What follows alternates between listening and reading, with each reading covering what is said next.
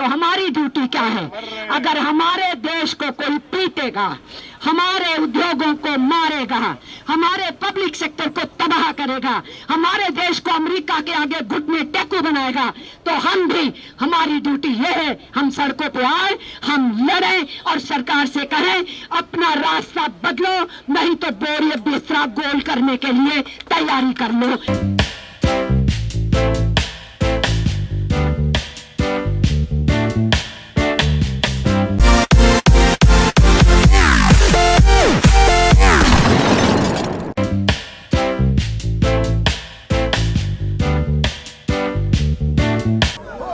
पूरे देश भर में 10 सेंट्रल ट्रेड यूनियंस, सारी फेडरेशंस और सारी एसोसिएशंस की तरफ से है, क्योंकि सरकार अंधाधुंध कानूनों में बदलाव ला रही है।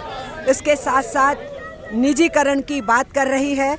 कोयला की 3 दिन की हड़ताल शुरू हो चुकी है, डिफेंस वाले हड़ताल की तैयारी में जुटे हुए हैं। इसी तरीके से हमारी जो स्कीम वर्कर्स हैं वो हड़ताल की प्रिपरेशन में हैं। सेक्टर आफ्टर सेक्टर अपनी मांगों को लेकर मैदान में लोग उतर रहे हैं।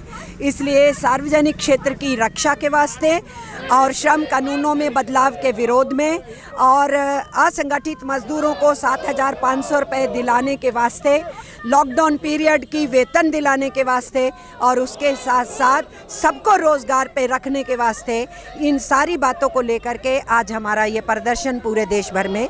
हम ट्रेड यूनियंस जो हिंदुस्तान के आज़ादी के आंदोलन के भागीदार थे, कुर्बानियां दिए थे अपने किसानों और समाज के बाकी हिस्सों के साथ, आज उस दर्द के साथ हम पूरे देश में प्रतिरोध में उतरे हुए हैं। और इसलिए हम कह रहे हैं, जो सरकार केवल अदानीज और अंबानीज और टाटास और बिरलास के साथ खड़ा होना चाहती है, मजदूरों के साथ, किसानों के साथ नहीं खड़ा होना चाहती है, ऐसी सरकार का हम डिफाइंस करेंगे, अवज्ञा करेंगे, उनसे नॉन कोऑपरेशन करेंगे। दूसरी बात जो मैं कहना चाहती हूँ, ये सरकार संवेदनहीन है। हमारे जो फ्रंट रैंक फाइटर्स हैं वो केवल डॉक्टर्स, नर्सिस और आंगनवाड़ी और आशा वर्कर्स ही नहीं, उनमें हमारी आर्म्ड फोर्सेस भी हैं, हमारे पुलिस कर्मी भी हैं, उसमें हमारे कर्मचारी भी हैं जो आवश्यक सेवाओं में लगे रहे कोविड पीरियड में। वो सब लोग जो जंगे मैदान के अंदर रहे, जो संक्रमित हो रहे हैं, वो सब भी इसके अंदर हैं। हम सभी को फ्रंट रैंक फाइटर्स मांगते हैं, लेकिन उनके लिए सरकार ने 4 महीने सोई रही, कोई इंतजाम नहीं किया, अस्पतालों का भी ठीक से इंतजाम नहीं किया। जब थोड़े से केस थे, पूरे देश को लॉकडाउन कर दिया, लोगों के रोजगार चले गए, रोजी रोटी के लाले पड़ गए। और अब जब कोविड महामारी तेजी से आगे बढ़ रही है, तो मोदी जी केवल 2 शब्द कहने के लिए आते हैं, 2 गज की दूरी बनाओ और मास्क पहन लो। वो ये भी नहीं पूछते हैं कि बार बार हाथ धोने को बोल रहे हो तो पीने का पानी है क्या, नहाने का पानी है क्या, हाथ धोने का पानी है क्या, तुम्हारे पास साबुन है क्या, तुम्हारे पेट में अनाज है क्या, कहने के लिए आते हैं। इम्यूनाइजेशन करो, इम्यूनाइजेशन करो। भूखे लोग, नंगे लोग, जिनको खाना पूरा नहीं मिल रहा, जिनको राशन नहीं दिया गया, जिनका राशन छिन गया, उनको कह रहे हो इम्यूनाइजेशन कर लो। और इसलिए इस पीरियड में भी हम समझते हैं ये सरकार संवेदनहीन है। लोगों ने आत्महत्याएं करी, एक्सीडेंट्स में मरे, एग्जॉशन से मर गए, करोड़ों मजदूर हमारे हताहत हो गए। लेकिन मोदी चुनाव के लिए कहीं आंसू बहाना हो अपने लिए, ड्रामा करने के लिए तो बहाते हैं, लेकिन मेरे देश के बच्चों, महिलाओं, श्रमिकों और किसानों की दुर्दशा हुई। प्रधानमंत्री को संवेदनशीलता नहीं सूझी, कंपैशन नहीं सूझा, स्टेट्समैनशिप नहीं दिखाई। तीसरी बात जो मैं कहना चाह रही हूँ साथियों, ये कोविड-19 के बहाने के तौर पे इस वक्त श्रमिकों के कानूनों को पीट रहे हैं और कोविड-19 का बहाना लेकर के हिंदुस्तान के सारे पब्लिक सेक्टर को और गवर्नमेंट डिपार्टमेंट्स को एक-एक करके बेचना चाहते हैं। मेरे साथियों ने यहाँ जिक्र किया, कोयला की हड़ताल चल रही है, डिफेंस के लोग जुलाई में हड़ताल करेंगे, स्कीम वर्कर्स जुलाई में हड़ताल करेंगे, हमारे पावर सेक्टर के लोग आंदोलन पे उतरे हुए हैं, वो भी उसकी प्लानिंग कर रहे हैं। सेक्टर आफ्टर सेक्टर इस देश का कर्मचारी इस देश को बचाने के लिए मैदान में है।